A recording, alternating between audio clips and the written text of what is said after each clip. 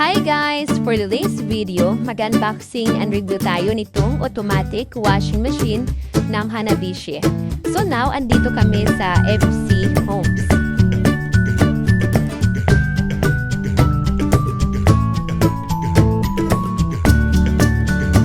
At tagal na talaga kaming naghahanap ng automatic na washing machine na swak sa budget pero maganda ang quality. So, nung nasira na yung manual na washing namin, so nag-decide kami na automatic naman. Marami kaming pinagpipilian na brands, pero napili namin ay ang Hanabishi. Ito yung pinili namin guys dahil ito ay eco-inverter technology na para mas tipid sa kuryente. Then, tahimik din ito gamitin. So, yun yung sinasabi sa amin, hindi ito maingay. Then, of course, trusted na rin ang Hanabishi pagdating sa mga home appliances. Then, ito ay fully automatic kaya less hassle na. Isa pa sa nagustuhan namin dito guys is yung nakakatulong ito makatipid ng hanggang 35% na electricity consumption. Ayan, so ito na yung complete features niya guys. So yung capacity niya is 9.5 kg.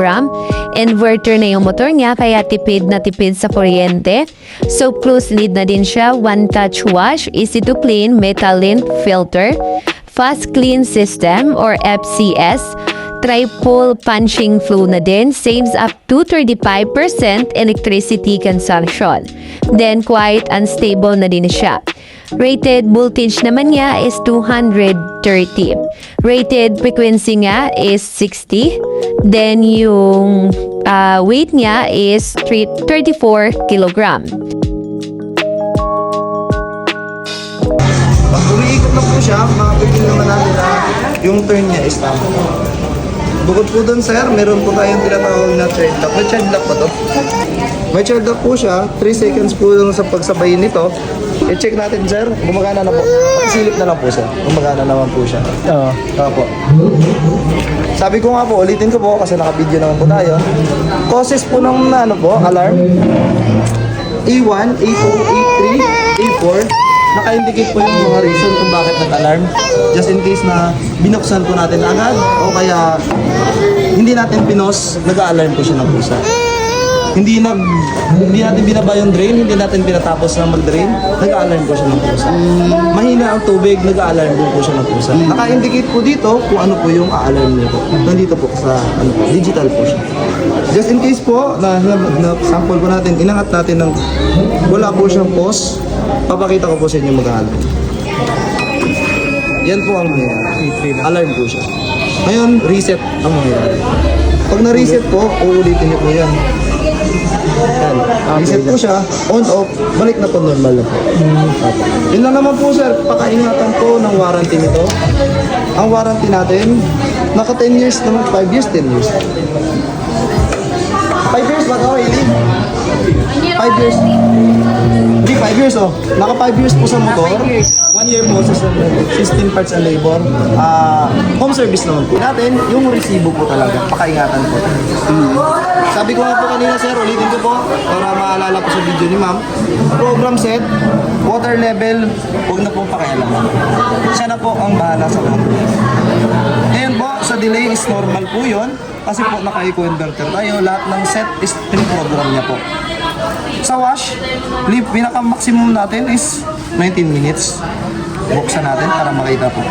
Kung ano yung may ilaw po, yun po yung may indicate na yun po yung ginagamit. Sa wash timer, sa rice po, pagbabanlaw, iset niyo po kung tatlong beses kung hindi po kayo convincing sa dalawang beses po. Pag pinindot niyo po yun, yan po yung tatlong beses. Umiilaw po siya. Sa minutes po ng spin, depende rin po sa inyo kung convince na po kayo kung ilang minutes. May light indicator po tayo. Sa soft, normal, strong, dyan po, pwede nyo ilipat kung ano po. Pero kasabay po niyan yung quick 15 minutes eye clean po siya. Kasi automatic po siya nag-eye clean po siya. Paglilinis ng drum type. Ngayon sa normal po, jeans, mix, soft, strong and heavy. Yun po sinabi ko po kanina sir, inulit ko lang po, mga pantalon. Dito po sir, testing po natin ulit yung sa spin niya po. Yan po spin niya, pinaka-maximum niya po is naka-normal po siya. Pero spin niya po, matetesting natin kasi po wala tayong labahan po, wala din po. Yan po, testing natin yung spin. Ang bawa naka-on siya tapos Apo, magte-testing biglang nawala ng tubig. Po, Biglang nawala ng tulog. Ang bawa ganun. tubig. Nawala ng tulog sa gripo. Mag-error siya. Mag-error na. Error lang naman po siya. Error lang naman po. Tapos, Ano, patayin na lang o ano? patayin nyo lang. Off na lang yun. Off na lang. Tigilan po, matitigil po yung paglalaban yun. Kasi yun po Pero tanggalin kasi na sa kanya. ito po yung dahilan. I-off. Apo, ito po yung dahilan yun. Pag wala pong tubig, hindi kaya i-support kung gusto niyo po anong mangyari sa unit. Mag-error siya. Mag-error po siya. Dito po sa ano po, sabi ko nga po kay sir kanina, travel lock, tanggalin po kung gagamitin. Ang ipapalit po is yung plastic. Naka-screw naman po yan. So, ipapalit dito. Magagamitin. Yung tanggalin na lang. Yun lang naman po ma'am, baka napaka-importante po is resibo po. Sige. Just in case any problem po, punta kayo dito, home service naman po siya. Doon natin ano yung home service natin. Pag meron sige. Thank you ma'am.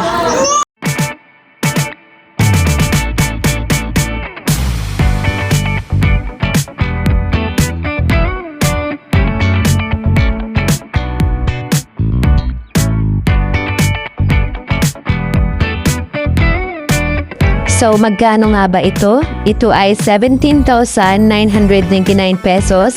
So, check nyo na lang sa Shopee nyo din pag may sale.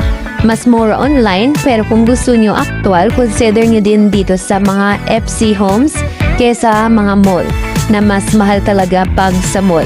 Mas mura dito guys, at kung tight pang budget nyo, pwede din kayo mag-pay later dito. So, tulad ko, gamit ko dito is Tunic Bank lang. Download nyo lang sa Play Store. May salmon din sila. So, marami naman kayong mapagpipilian.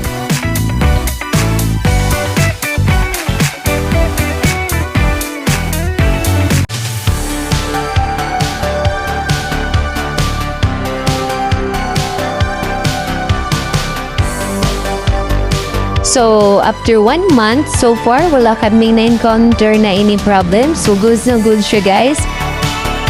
So, ayan lang, guys. So, kung kayo bago dito sa aking vlog, is consider to subscribe para updated kayo lagi sa ating mga videos. Thank you for watching!